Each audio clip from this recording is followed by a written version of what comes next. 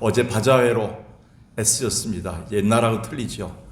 어제 또 날씨가 다소 쌀쌀했는데도 많은 분들이 와주셨고, 청년 집사들 비롯해서 우리 또 성도들, 또 장로님들 솔선수범하셔서 며칠 동안 고생하셨습니다. 이게 몸을 써야 되는 거기 때문에 다 지쳤고 힘든 데인데도 오늘 회복이 되길 바라겠습니다.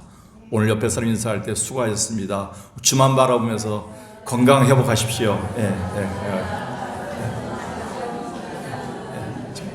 건강 회복하셔야 됩니다.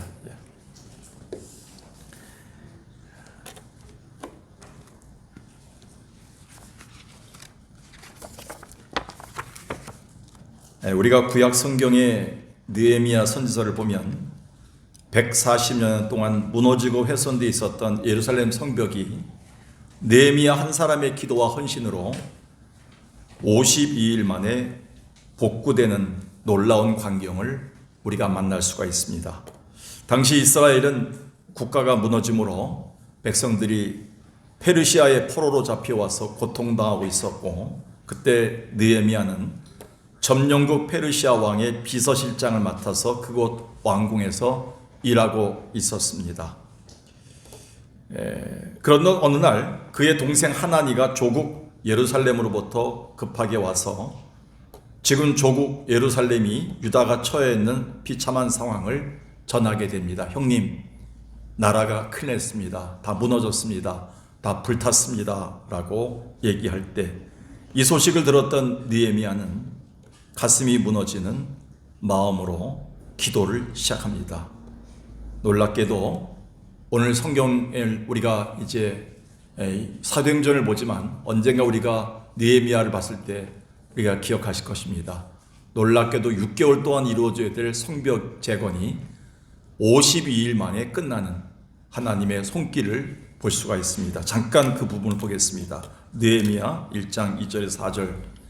형제 중 하나인 하나니가 두어 사람과 함께 유다에서 내게 이르기로 내가 그 사로잡힘을 원하고 남아있는 유다와 예루살렘 사람들의 형편을 물은즉 그들이 내게 이르되 사로잡힘을 원하고 남아있는 자들이 그 지방 거기에서 환난을 당하고 능욕을 받으며 예루살렘 성은 허물어지고 성문들은 불탔다 하는지라. 이게 동생이 전한 말입니다. 조국 예루살렘에 무너지고 불탔다는 것에 대해서. 그런데 4절에 보니까요, 그 순간부터 느헤미야는 금식 기도하면서 하나님께 엎드립니다. 그런데 6장 15절에 보니까요, 성벽의 역사가 52일 만에 끝납니다. 회복이 6개월 걸려야 될 회복을 52일 만에 끝나는 하나님의 기적 같은 손길을 저들이 맛보게 됩니다. 근데 성경은 우리에게 성도들의 마음, 우리의 심령 상태를 성벽이다 이렇게 얘기하고, 우리가 머무는 가정, 그리고 교회, 공동체, 그리고 이 땅, 이 국가, 이거를 성벽이다라고 지칭합니다. 그래서 잠언 25장 28절에 보니까 자기의 마음을 제어하지 아니하는 자는 성읍이 무너지는 것다. 성벽이 없는 것과 같다. 우리 마음을 성벽, 그리고 성이라고 얘기하고, 우리의 마음들이 거하는 가정 자체가 성벽의 큰 공동체임을 얘기하고, 가정들이 거하는 교회를 성벽, 교회들이 모이는 이 나라를 성벽, 성이다라고 지칭하고 있습니다. 근데 우리가 명심해야 될 것은 지금 무너진 우리의 가정과 부서진 성벽을 재건할 힘이 우리에게는 전혀 없다는 겁니다. 오직 창조주 하나님만이 피조물이 세웠던 성벽들을 재건할 귀한 하나님의 능력만이 가능하다 이렇게 얘기합니다. 그래서 시편 127편에서 솔로몬은 잠언에서 이렇게, 솔로몬은 시편을 썼는데 한 장이죠. 이렇게 얘기합니다. 여호와께서 집을 세우지 아니하시면 세우는 자의 수고가 헛되다. 여호와께서 그 성벽을 지키지 아니하시면 아무리 인간이 노력해도 세울 수가 없다라는 결론을 내립니다. 근데 오늘 우리는 이 말씀을 통해서 다시 한번 사도행전의 말씀으로 돌아와서 보니까 하나님에 대한 소망을 품게 됩니다. 뭐냐면 오늘 우리의 가정과 국가가, 그리고 우리의 모든 환경들이 무너지고 있는 현실 속에서 이 말씀이 우리에게 소망을 주고 있다는 것이죠. 오늘 본문에는 바울과 바나바가 루스드라라는 성에서 복음을 전하던 중에 나면서부터 안진뱅이 됐던 한 사람을 일으키고 회복시키는 사건이 등장합니다. 특별히 거기서 우리가 주목해야 될 것은 9절에 나오는 구원을 받을 만한 믿음이란 말입니다. 사도행전 14장 9절 보니까 바울이 말하는 것을 듣거늘 바울이 주목하여 구원받을 만한 믿음이 그에게 있는 것을 보고 하나님은 이 사람에게서 소망을 주지요. 일어날 수 있는 소망. 그런 다음에 10절에 큰 소리로 일어나라 하는데 한 번도 일어나 본 적이 없는 사람이 다시 일어납니다. 다시 말해서 무너졌던 성벽이 처음으로 일어나는 재건되는 역사를 성경은 기록하고 있습니다. 여기에 구원받을 만한 믿음, 이 말에 대해서 나중에 또 한 번 우리가 이 말씀을 상고해 보겠지만 헬라어로는 소조입니다. 소조가 건강해질 만한 믿음, 그리고 온전해질 만한 믿음, 쉽게 풀이하자면 다시 일으켜 세워질 만한 믿음, faith to be healed, 치료될 만한 믿음이 그에게 있었다. 회복에 대한 포괄적인 언어로 소조라는 말을 썼는데 주님이 이 사람에게서 바울을 통해서 다시 재건될 만한, 성벽이 다시 세워질 만한 믿음을 보았다는 겁니다. 오늘 우리에게도 우리의 가정을 볼 때, 민족을 볼 때, 교회들을 볼 때 많이 무너져 있고 지금 많이 부서져 있습니다. 이 현실 속에서 우리에게 소망을 주는 말씀이라고 생각합니다. 그렇다면 오늘 우리는 무너진 우리의 성벽들을 다시 세울 수 있는 그 힘은 과연 무엇인가요? 첫 번째 한번 읽어볼까요? 시작. 생명과 회복이 있는 하나님의 말씀입니다. 8절 9절을 다시 보겠습니다. 루스드라에 발을 쓰지 못하는 한 사람이 앉아 있는데 나면서 걷지 못하게 되어 걸어본 적이 없는 자다. 9절에 바울이 말하는 것을 듣거늘 그 다음부터는 소망이 생기기 시작합니다. 중요한 말씀이죠. 성경은 오늘 우리에게 발을 쓰지 못한다, 나면서 안진뱅이 됐다, 걸어본 적이 없다는 것으로 교차해서 중복 표현하면서 이 사람에겐 일말 소망이나 회복의 가능성이 전혀 없음을 시사합니다. 그것도 잘 치료해서 언젠가 걸을 수 있는 후천적 질병이 아니라 원천적으로, 선천적으로 그 희망조차 막혀있는 불행한 자임을 성경은 강조하고 있습니다. 그런데 이 사람 자에게 일어설 수 있고 회복할 수 있는 소망이 생긴 것이죠. 곧 바울을 통해 전해 들은 하나님의 말씀이 그에게 생명과 회복을 주는 말씀이 되었다는 겁니다. 그러니까 하나님이 우리를 세울 수 있는 방편이 무엇인가? 생명이 들어가 있고 회복이 들어가 있는 하나님의 말씀밖에 없다는 것을 성경은 강조하고 있는 것이죠. 그래서 히브리서 기자는 하나님의 말씀을 유독 이런 성격이 있음을 분명히 우리에게 천명했습니다. 여러분 히브리서 4장 12절 외우시죠. 옛날 성경에는 하나님의 말씀은 살았고 운동력이 있어 이렇게 나와 있죠. 지금 성경에는 하나님의 말씀은 살아있고 활력이 있다.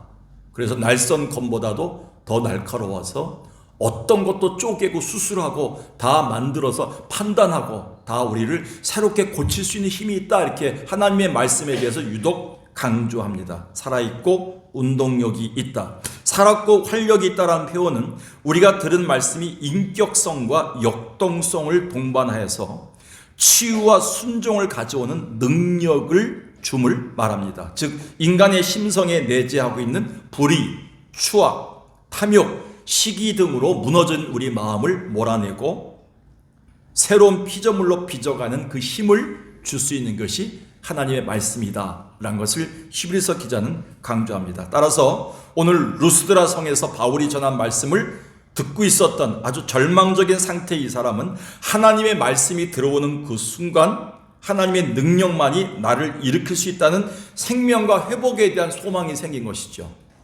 들은 말씀이 이 사람에게 믿음을 주었다는 것이죠. 그래서 시편 기자가 이렇게 간절히 기도합니다. 시편 119편에서 하나님 저에게 돈을 주시옵소서, 저에게 건강 주세요, 제 환경을 좀 낫게 해주세요 이렇게 기도하지 않고 한 가지만 기도합니다. 하나님 내가 오늘 주의 말씀을 사모하고 내 입을 열어 헐떡거리면서 주의 말씀을 듣겠습니다 라고 얘기합니다. 그 이유가 나옵니다. 내게 은혜를 베풀 수 있는 은혜의 방편이 되기 때문입니다. 그러면서 133절에 나의 발걸음을 어디에 세워주시고 주의 말씀 위에 굳게 세워주셔서 어떤 죄악에도 내가 빠지지 않고 이겨내게 해달라고, 주의 말씀이 나를 견고하게 쓰고 주의 말씀이 나에게 생명을 주는 힘이 되게 해달라는 기도를 합니다. 그 수많은 기도 제목 중에서 주의 말씀 안에 서게 해달라고, 오늘 주의 말씀이 들리게 해달라고 기도하는 거, 우리의 기도가 되어야 됩니다.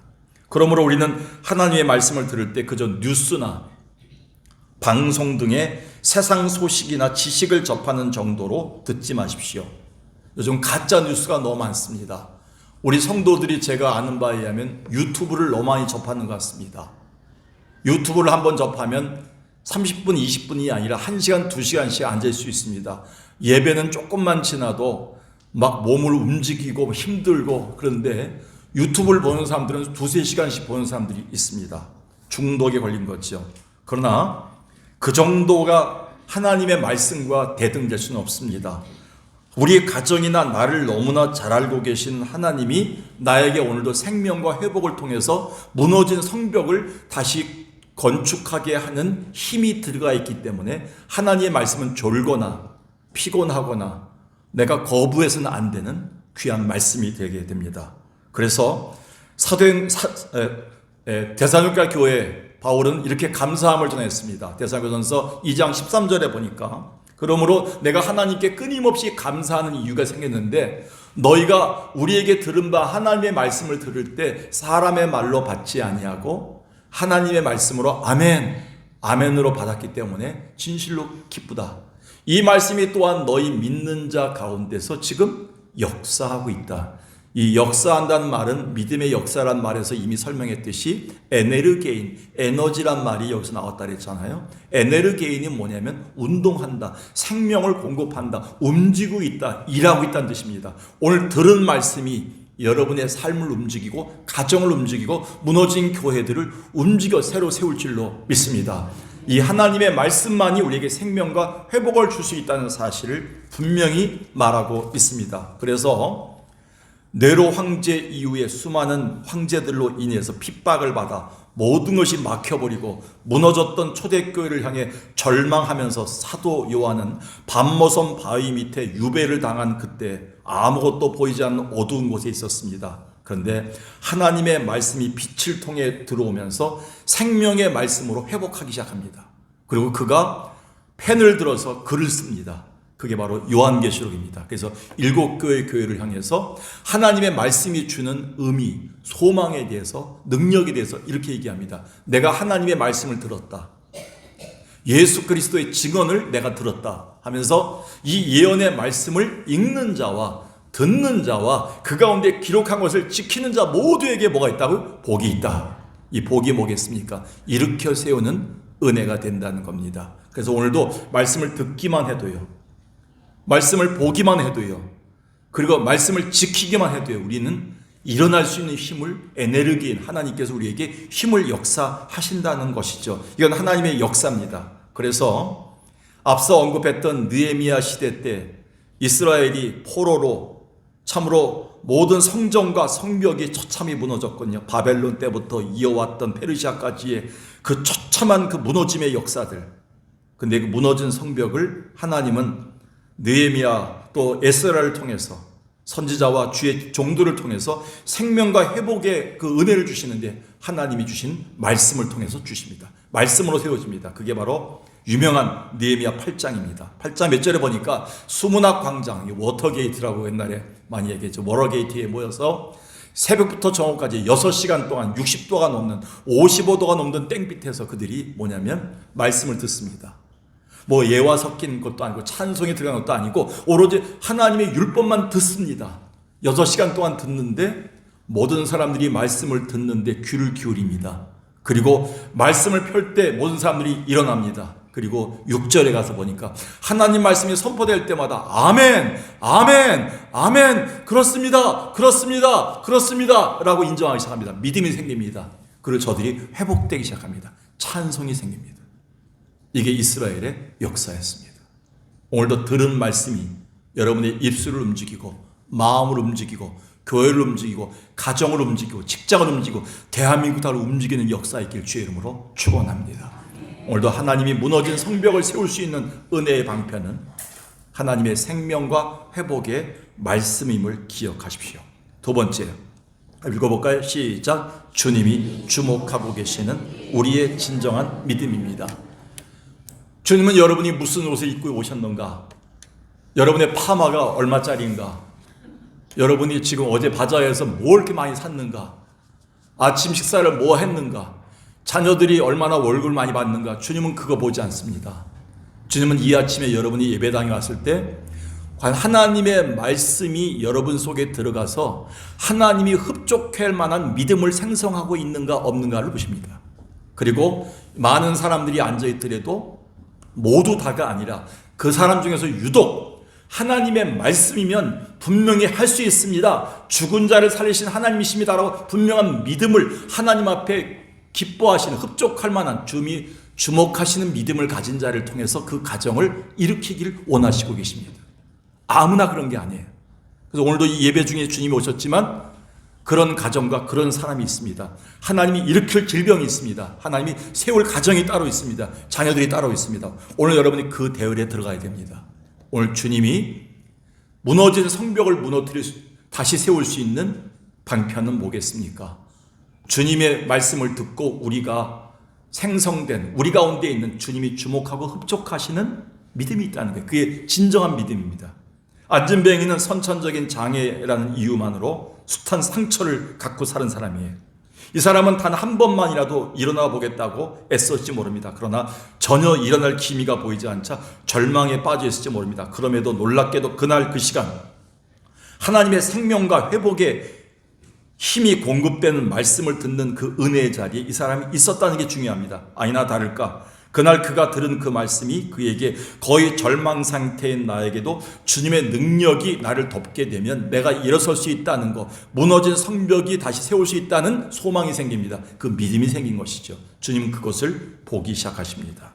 그래서 14장 9절에 보니까요, 누가는 이렇게 표현했습니다. 바울이 말하는 것을 그 사람이 듣거늘 바울이 주목하여 구원을 받을 믿음이 그에게 있는 것을 보고, 바울이 주목한 것이 아니라 주님이 바울을 통해서 보신 거겠죠. 근데 다시 받겠지만 구원받을 만한 믿음이란 뜻, 헬라어 원어 소조라 그랬죠. 건강해질 만한, 온전해질 만한, 다시 일으켜 세울 만한 믿음, 주님 보시기에 흡족할 만한, 주의 생명과 회복이 들어가서 역사할 만한 믿음이 이 사람한테 있었다는 거예요.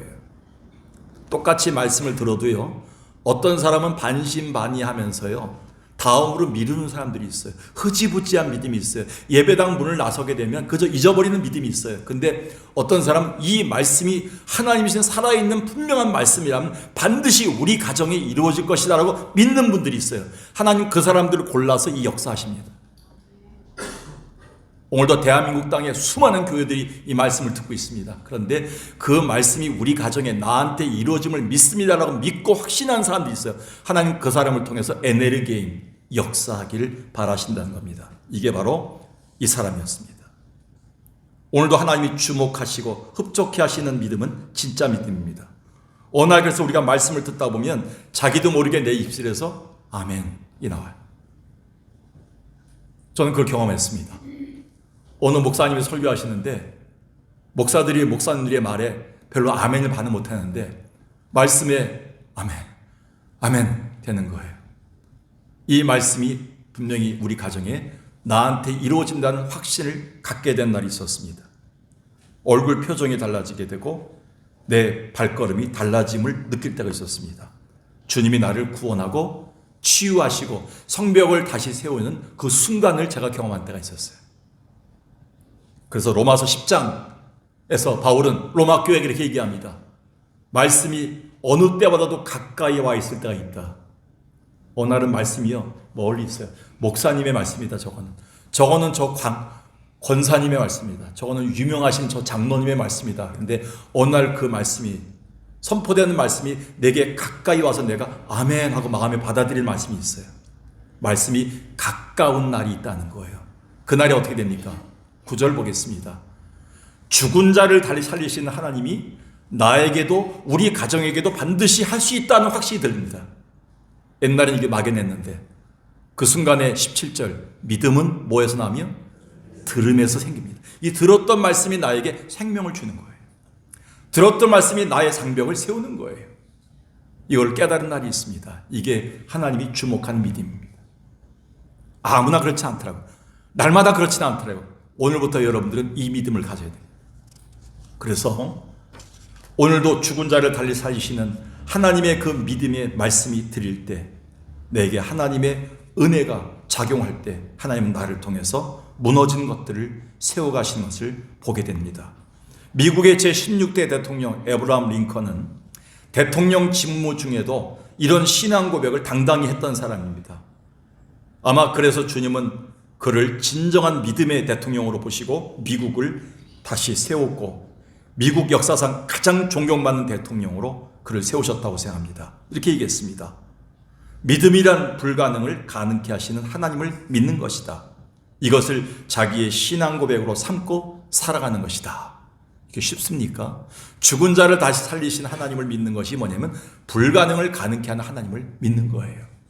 오늘도 여러분 가정에 일어났던 일들, 여러분 육신에 일어났던 일들, 여러분 자녀들에게 일어난 모든 일들이 죽은 자를 살리신 하나님을 믿는다면 가능할 것이다 라고 믿는 것이 믿음이라는 거예요. 그 믿음을 주님은 말씀을 듣는 자 중에서 찾고 계십니다. 어떤 집사님이, 어떤 권사님이 그 믿음을 갖고 있을까? 그런 자들을 통해 다시 세우기를 원하신다는 거예요. 오늘도 하나님은 그런 자들을 찾고 계십니다. 여러분은 또 여러분이 가진 믿음은 주님이 주목하고 기뻐하시는 진정한 믿음인가요? 라고 성경은 오늘 우리에게 묻고 있습니다. 복음서에 보면 주님이 유독 기뻐하고 주목하셨던 믿음, 그래서 그를 세우셨던 믿음이 하나 나옵니다. 누가복음 7장 9절입니다. 예수께서 들으시고 그를 놀랍게 여겨 돌이키사 다른 무리에게 이르시되 칭찬하시죠. 이스라엘 중에서 이만한 믿음을 본 적이 없다. 여기 이만한 믿음은 헬라어로 토소토스, 이렇게 큰 믿음이란 뜻입니다. 이렇게 큰 믿음이 어디 있느냐? 주님이 이 정도로 칭찬해 주신 거예요. 어떻게 됐습니까?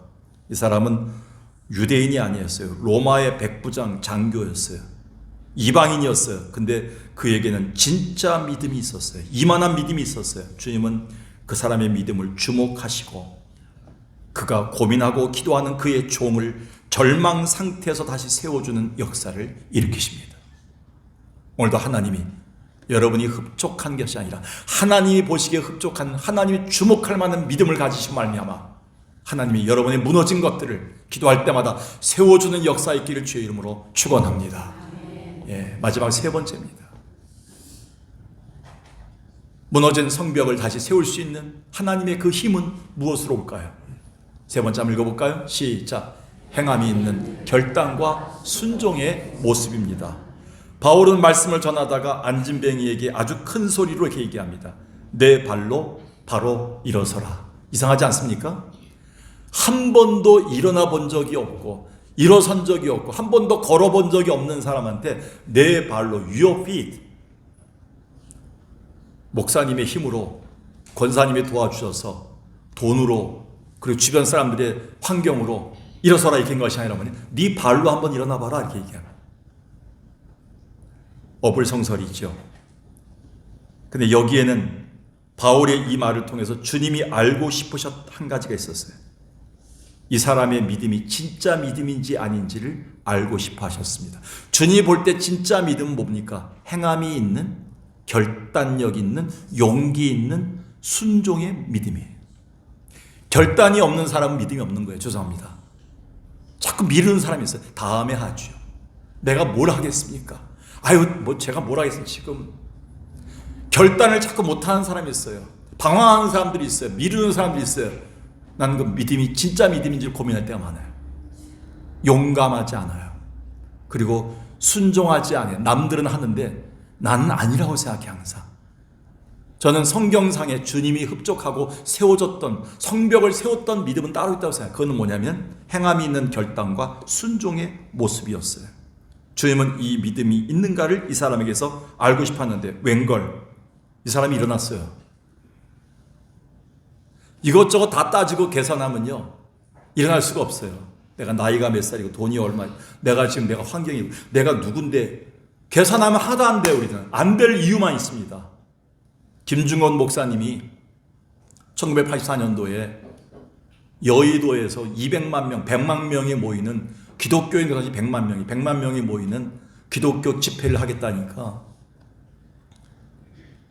모든 사람들이 모여서 CCG 간사들이 모여서 안 된다는 이유만 했어.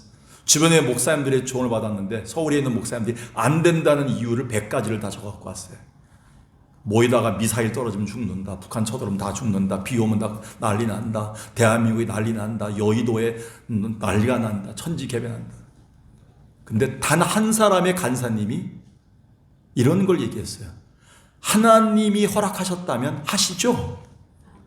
김중원 목사님이 그 말에 아멘하고 시작했어요.